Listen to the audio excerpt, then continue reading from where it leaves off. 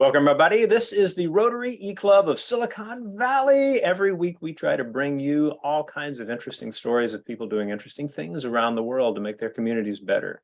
Those communities may be local, they may be global, they may be digital, and the goal is for these stories to inspire us to think in new ways about our own possibilities.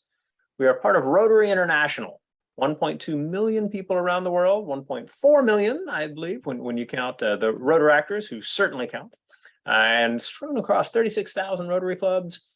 It's a large group of people that are interested in great stories. And so if you are one of those people who loves to get kind of a weekly dose of that's awesome, feel free to pay all the more attention to what we do. You can find us online at rotary.cool.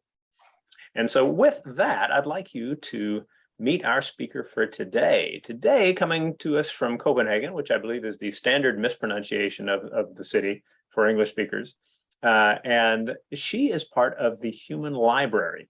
You read a little bit about this coming in the bio. Sif will tell us a little bit more about herself as well. But Sif Jensen, we are really proud to have you with us, and I hand the mic over to you.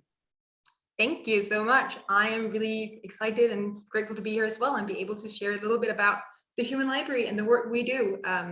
So I'll talk a little bit today, I think, plan to talk a little bit about concept methodology, but I'm going to start to talk just a little bit of myself. As we said, my name is Sif. I am from Copenhagen, as we say in Danish, or Copenhagen, as we will say in English, and have always lived in Denmark my whole life, which is where the Human Library is founded as well. So that is an organization that has been around for over 20 years, founded in Denmark, but now a global and digital community as well, as we talked about almost, existing and giving people an opportunity to become readers all over the world, really, in many different ways.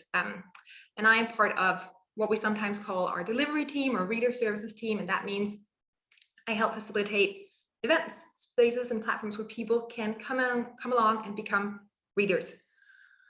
And I want to talk to you a little bit about what the Human Library is. I think some of those words that we use or maybe sometimes can be confusing to people when they hear about it for the first time. When I say readers, that could be people like me, people like you as well, who come in and visit and participate in a reading, which is a conversation with a book, which is a person as well. So the Human Library is a library, like libraries most, full with books, but our books are people who have volunteered their time and their experiences to be open books to you as readers. It's people who are drawn from groups in society who are oftentimes faced with discrimination, stereotypes, biases, taboos, all these list of things. And that could be because of many things. It could be because of mental health, disabilities, religion, race, sexual orientation, gender identity, occupation, even lifestyle. And what they do is they offer themselves up as open books who are willing to answer questions and have conversations about whatever their topic might be that they have personal experience with. So what we strive to do at the Human Library is to create these spaces where people feel safe and free to engage in conversations with strangers. We work from a sort of tagline or motto. Our core of what we believe is what we say, unjudge someone, as it's actually saying on my shirt today as well. And we used to say to lean into maybe a little bit of the library language. Sometimes we would say, don't judge a book by its cover, but we lean much more into today saying unjudge someone. And there's a few reasons for that. And I actually want to spend a good portion of time dwelling into what we mean when we say that. Part of that, really important part of that, is that we all judge, and that's what we believe in, the thing we work from, that every single one of us judges, and that can look like many things. That could be when I first appear on screen and you see I'm wearing glasses thinking something, or black shirt, or whatever it might be. It's this label maker in our head that is constantly at work and processing the things we see and the things we experience in the world, and to navigate safely in this world, perhaps. It could be deciding to cross the street when you're walking around or anything like that. I sometimes also exemplify it with a trip I once took to Spain a few years ago when I was younger, and me and my friend are walking around town. We're trying to move from one town to another. We're trying to find a bus station, and we're walking around asking people for directions. And after I think about the fifth person we ask, I notice a pattern that we're all asking women, and we're asking women of a certain age that could either be, if not our mom, maybe someone else's mom. And that on our end is a judgment call, trying to perhaps both stay safe, but also trying to judge who knows the city, who knows the way, and who will lead us in the right direction. And that is just sort of part of what we do, and trying to navigate that. And that is a snap decision made in the moment. It wasn't until a few ones that I noticed that was a pattern we were engaging in. And that's what we want to say, is that that's really natural, and that's sort of a way that we all navigate in this world, with lots of different impressions coming at us, and media isn't all things certain. But part of that can lead, of course, to biases, judgment, and all these things.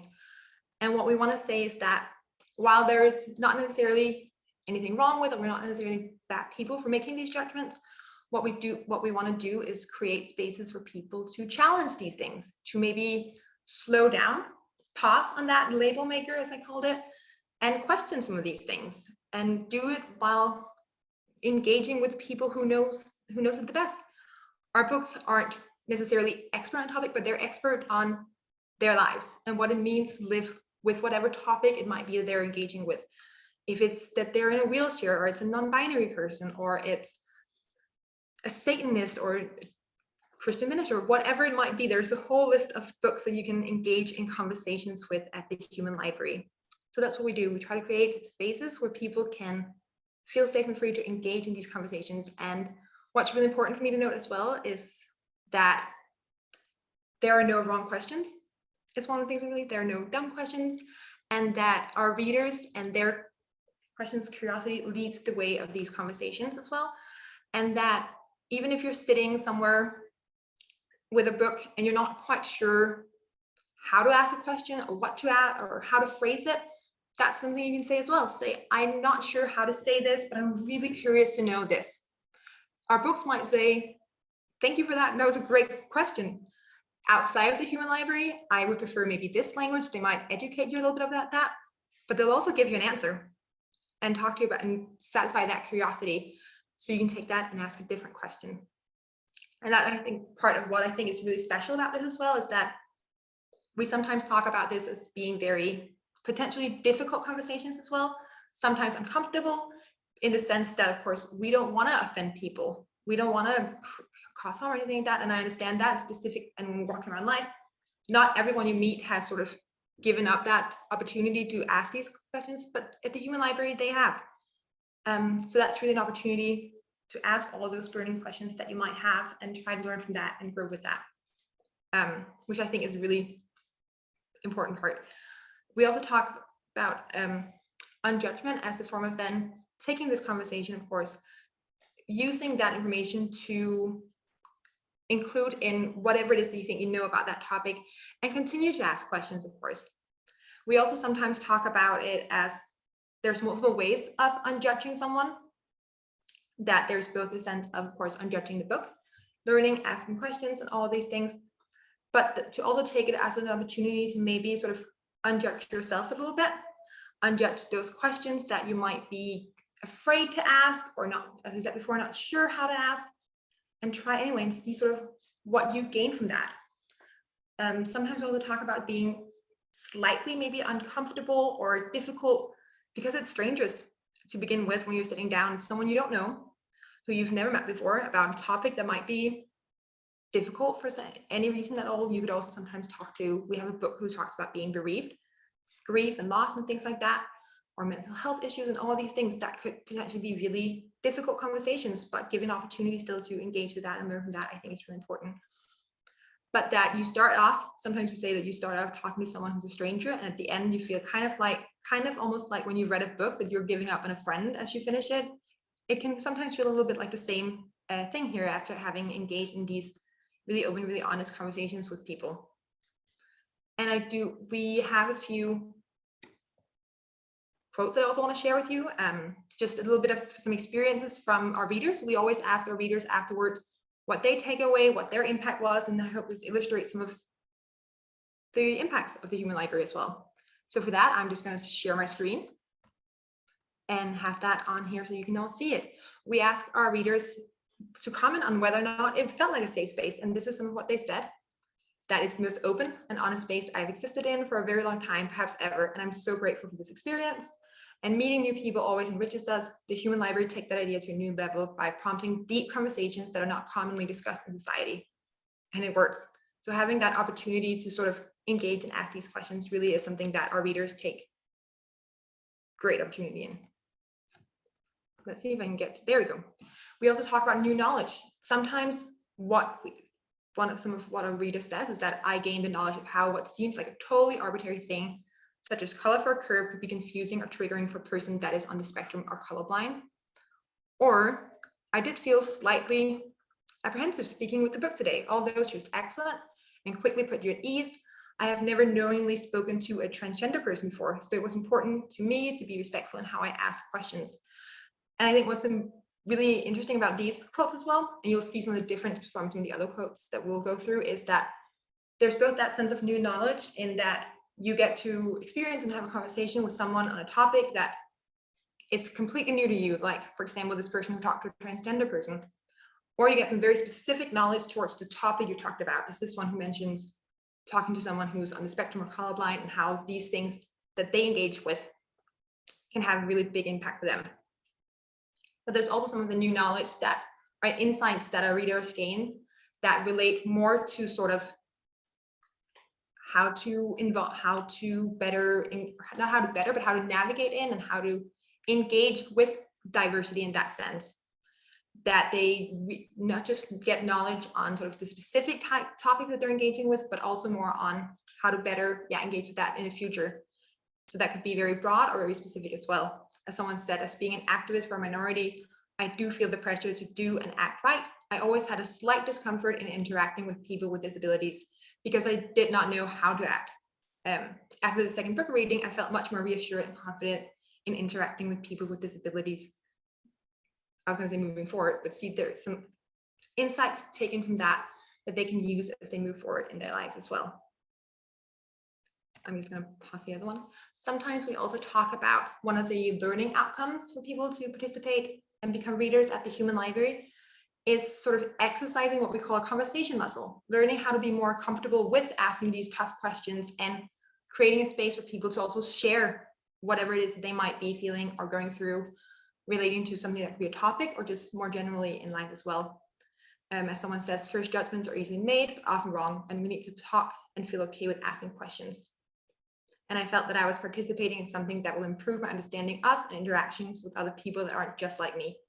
It feels good, but also gives me pause, realizing I need to do some self-reflection on how I have interacted with certain individuals in the past and how I could have handled situations differently / better. And that's part of it as well, I think, is that part of it, of course, is engaging with these people, but also looking inwards and seeing how are we reacting with these things? What are these labels we're printing? How are that affecting the people we're engaging with and the people who we're moving around in life, basically. Last one, this has always been one of my sort of favorite stories from a book as well, that the book shared his experience of living with schizophrenia, which is really interesting. He gave an example of his boss responding to him, letting him know he has schizophrenia by saying, "That's interesting. And what does that mean to you?" Which is really useful tool to take forward in asking people questions or delving in deeper when someone shares something about themselves. And I love this because you can really take schizophrenia as the topic and replace it with whatever topic you might be discussing in the Human Library or whoever you might meet whenever they share something and say, now what does that mean to you? Give them an opportunity to explain themselves and let them know what that reality looks like to them. I am going to stop my share now. And I heard my alarm go off because that was a 12-minute mark. And that's perfect because that's what I had planned for those 12 minutes. And I'm excited to, in true Human Library fashion, to answer questions. Steve, that's wonderful. Thank you so much for the presentation. I'd like to introduce who we have on the recording today, and then we'll jump into the Q&A. So we have 3 members of the club joining our speaker, Steve. My name is Rushton. I am the programs chair. We also have with us here in the Bay Area, Sandy. Sandy, good to see you. And representing the fine country of Canada up in Vancouver, that would be Nick, our club president-elect. So our club is a club that is distributed globally, right? We have people in a dozen different countries. And it's for us, the opportunity to learn from each other is something very exciting. Let's start the questions with Nick. So I believe you've got one ready to go. Yeah, well, I mean, acknowledging that obviously some of the information that we've given is available to our members as they watch the recording, but I'm learning it obviously now, and I'm super curious how we can bring this further, my wife and I really have appreciated the literacy aspect of Rotary and bringing, we work with local Rotary clubs to bring free books to local areas and free libraries and to children. For this, how do we get our libraries to potentially join the overall organization or help or have a spinoff? Because my learning over moving so many times is that even in a local area like where I live now, you have maybe a pocket of blue collar, a pocket of white collar, a pocket of, especially when you move out of the downtown Vancouver area where you have every variety under the sun, to an area where maybe there's not as much variety. How do we get people to have this opportunity? Because this is awesome. Just to follow up, are we talking about I mean, it seems like I was in Googling that there's informal methods of this, but more in terms of we love to engage in our libraries. Our organizations here are called Friends of the Libraries, and I can see this as something that we could help incent or fund even the initial setup of by donation or whatever. So I'm curious if there's a way to get it involved with our local libraries. There are many ways. Most importantly, and we were talking about this earlier, actually, is just to look on our website. There's an opportunity there called, I think, Become a Partner or something like that. And you can look into how you can work with a local organization as well and do either a public event. There are sometimes a few, we call them our local publishing partners, that are like libraries all across the world, really, that put this on in their communities as well. So that's a great opportunity to start there, actually, and look into it. And we have a great, I work specifically with our both online events and specifically with our workplace events, but we also do a lot of civil stuff out in society all around the world, online as well a little bit. And I have some great colleagues who will be able to sort of help them and facilitate that if you just look at that and write this to us and get the ball moving on that. Cool. Sandy, I believe you're ready. Yes. Number one, thank you for talking with us. It's like so interesting to me to be able to, connect with other like real, people. So my question is, what was your first book for the organization, and how many books do you have currently? Ooh, I'm actually not sure who the first books were because I wasn't a part of it back then. I will admit I was 7 years old when the first human library took place, so I was not a part of that.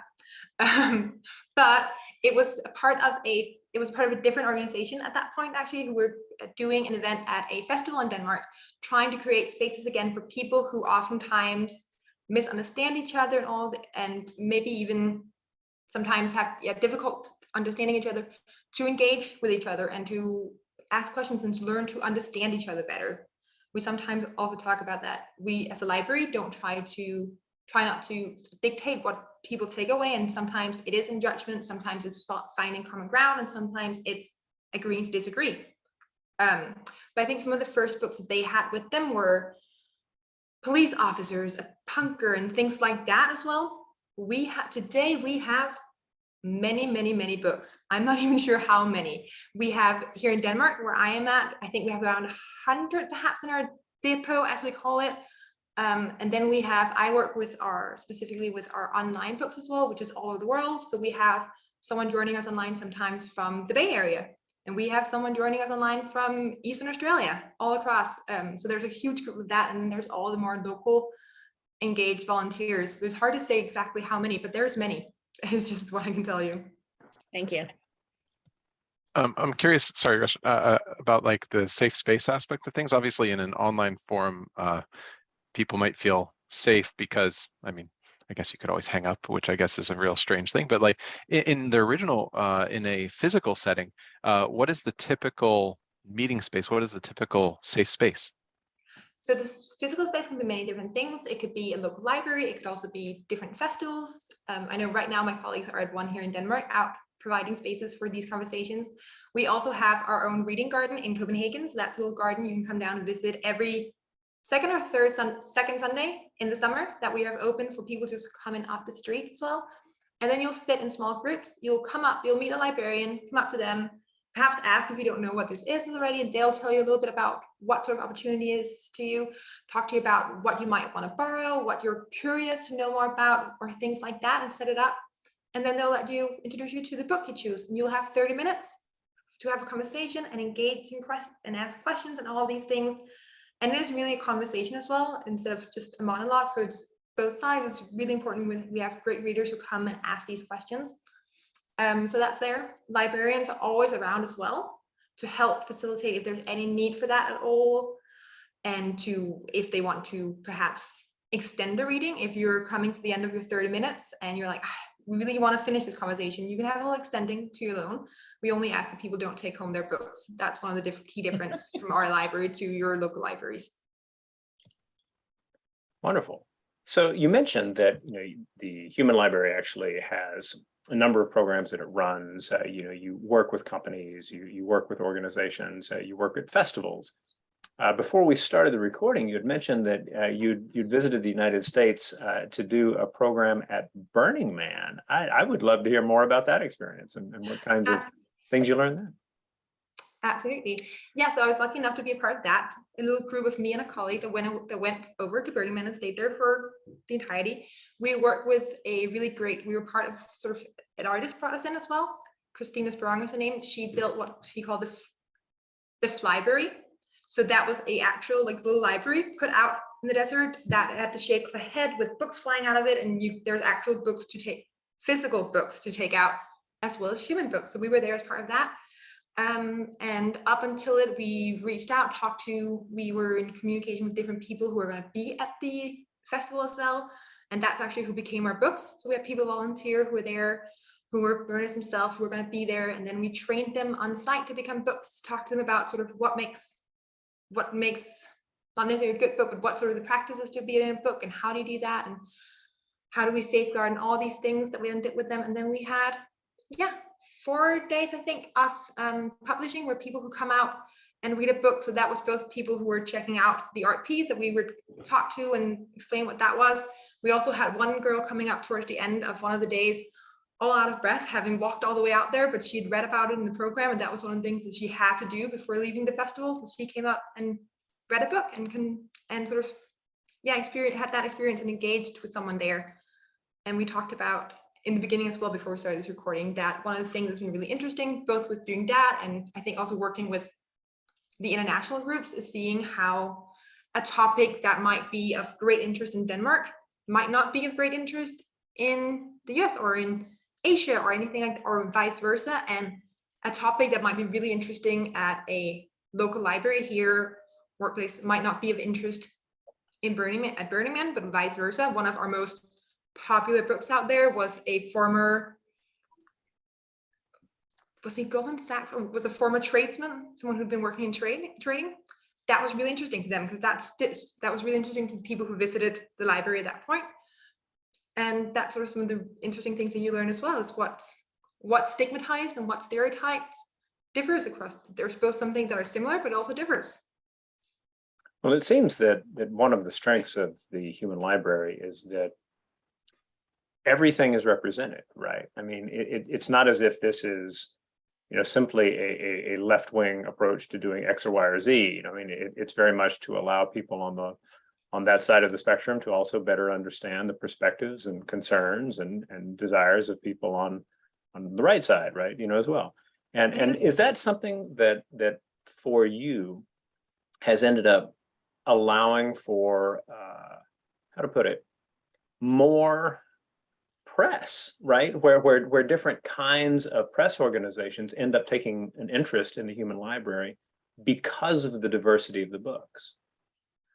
I'm not sure. I think so to some extent. I think that there is a lot of interest in that, that it is the space where I think that's part of why we use, I just want to acknowledge part of what you said is very close to our organizational ideas as well, that as a library, we try to be a neutral place and a place for knowledge in all sense as well. And that is, as you say, that you can meet and engage with people on different sides of the spectrum. It's an opportunity for these people to meet for different people, to meet at a more neutral space and learn from each other and learn with each other as well. And I do think there's definitely some interest taking place from that. I know that you talked about it at our founder was on Foxley Good Morning, I think it was. There's a link to that on our webpage, absolutely, if you check that out. And that's part of what they talked about there as well, is the beauty of having an opportunity to meet people who you might not otherwise have a chance to engage with. I think there was someone there who actually said that if you'd ever had the thought of I just don't understand why people do and fill in the blank. Come and talk to a book with that and engage and learn. And you might not agree, but you at least learn to engage with it. You get an experience of engaging with it, maybe understanding or finding common ground, or creating a space to at least exist together and engage. Very nice. Nick and I Sandy. just wanted to say one more thing. I think like right now, this is so important to actually talk to somebody because, you know, we've just been through the pandemic where everybody was locked down, you know, everybody's, you know, stayed home or they're on their phones, but just to be engaged with another, you know, human being, I think that's so big for, you know, mental health for everyone. So I just think, gosh, this is so important right now. I completely agree, of course. Yeah. Along those lines, so let's say somebody who watches the recording wants to check out a book via an online meeting. What's involved? What's involved? An online reading takes place a little bit different than if you were to visit our local library. Our online libraries are usually on a Zoom call, so those will take place in groups as well. So you'll be in small groups with people who are joined. You will get to read 2 different books, and 2 different books that are sort of put together in a reading plan by us. So there's sort of the choices taken away. That's also how it works on Workplace as well. So you talk about, you don't know who's going to walk in the door. You don't know who's going to join the Zoom call either. But we've put together a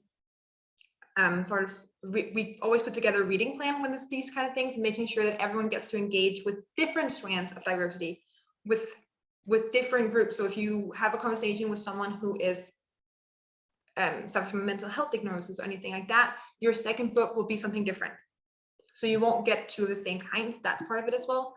Then you get to sit there for, I think it's for about 2 hours and engage. You'll get a little introduction from us, both a little intro, like some sensitizing to what is this opportunity. Part of creating a safe space is also talk you through the mechanics, how it's going to work, what's the practicalities, how do you ask for help if you want it. Because you don't get a choice as well, we also talk a little bit about what happens if you're in a room with a book whose title is, as we say it, too close to home. And that is meant if it's something you experience yourself. We sometimes exemplify this. We always exemplify this with our grief and bereavement books, because loss is something that most of us have some experience with as well. And saying if you've just experienced it yourself and you're not ready to engage in this conversation in a safe way, that's okay. You can always come back out here, be placed in a new room, use a chat function, message the tech host privately, and they'll make sure you're not put in that room. But it could also be anything. We can't it's difficult to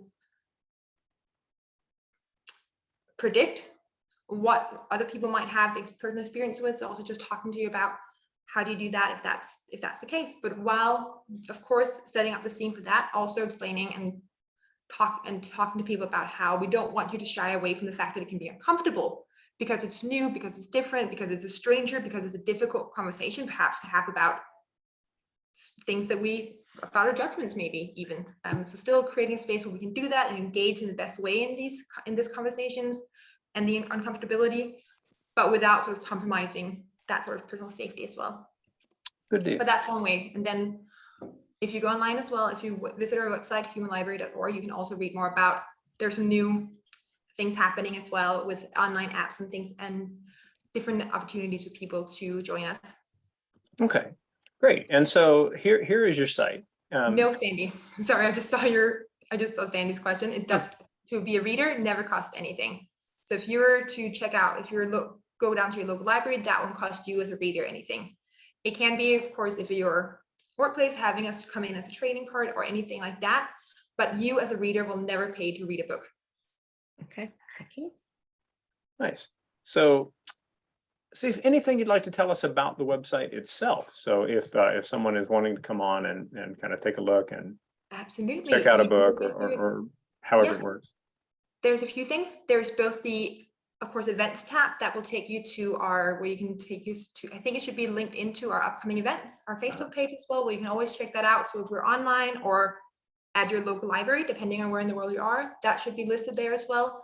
And then, of course, as you were at before, the book part. If perhaps you're sitting out here today after hearing me talking a little bit about this, thinking you might be a book yourself, or you might know someone who would make a great book, who would be open to talking about their life and perhaps challenging people's stereotypes, want to be a book, send us an application and you can join us either perhaps locally or maybe even online in some capacities. So have a look at that. And I think there should be at least a place as well to just about, or to, if you want to be a part of the library in any way as well. And then there's also merchandise. If you're sitting there, you haven't been able to see it, but I'm wearing my little Unjudge someone t-shirt, and that is also able to purchase from our website. Very nice. Yeah. Well, wonderful. What I'll do is I'll hand it back to you for a final word in just a moment, but I'll do some of the standard finish to a program. If you are joining us for the first time, thank you for taking an interest in the work we do at the Rotary E-Club of Silicon Valley. We have hundreds of programs talking with different people all over the world. We love that we get a chance to connect with people via the magic of free technologies, and to find out what kind of stories they have about what it is that makes their communities interesting, and the innovative ways that they're working to make them better, and all along that spectrum of possibility that we value so much. Our club is very much a club that values education, entrepreneurship, and innovation. And so we love to see that applied to service to others. So let us know you were here. Just a little bit farther down our Rotary page, you'll see a place that you can put in your name and email address. We're not going to spam you or anything like that, but we'd just love to know you're here. So feel free to let us know. And then at the bottom, there is a forum, the Discuss, DISQUS. And there you can respond to other people's comments. You can leave your own thoughts about this program or other elements of the meeting. And we hope that you'll engage. It's one of the ways that in an online and asynchronous club, we get the chance to share ideas. As we always like to do, we hand it back to our speaker for the final comment. And Sif, thank you again for an amazing presentation, and take us home. I just want to say, of course, feel free to follow along in the journeys, both on all of us, our socials, visit our webpage, and just say, I'm, of course, really happy to be here today and talking to you about the Human Library, but I'm only a small part of it. And thank, of course, to every reader who always joins us and asks questions and makes it a dialogue, and the books that we have as well, who are readers and books are the true heroes of the Human Library and creating a big change in the world. So I just want to give a little shout out to them. Wonderful. To everyone, thank you again for joining us, and we will see you next week.